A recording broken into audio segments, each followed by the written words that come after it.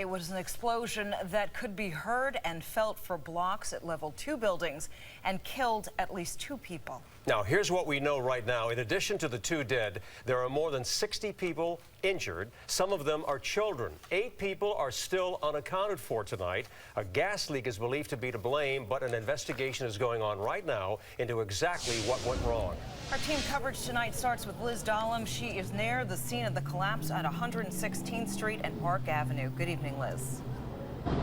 Ernie and Derry, yeah, this all happened just a little while ago, earlier this morning actually, but this scene is starting to clear out here on Park Avenue because there are not as many emergency responders at this hour. But at one point there were 250 firefighters here at this scene.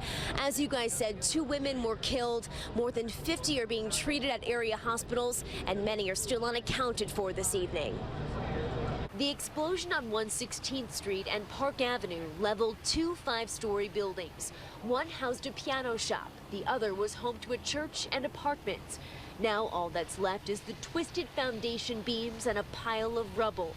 Blanca was standing right there when it happened. But then we saw these boards like flying, so the lady just hugged me to try to protect herself because it was the glass from the store that just popped open. A plume of smoke covered East Harlem while the fire burned for hours.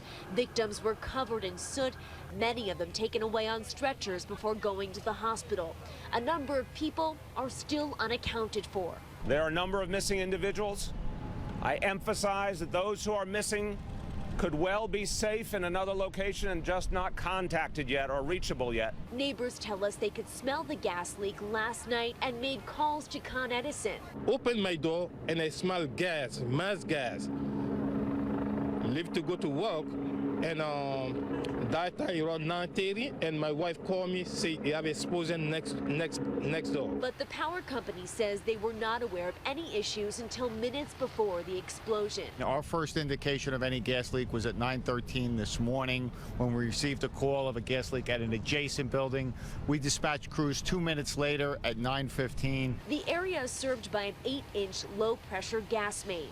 Other lines are being checked for possible leaks, while firefighters carefully remove debris to begin their search and rescue mission. But it's going to be a long, extended operation, and we want to make sure that we can get through that debris as quickly as possible.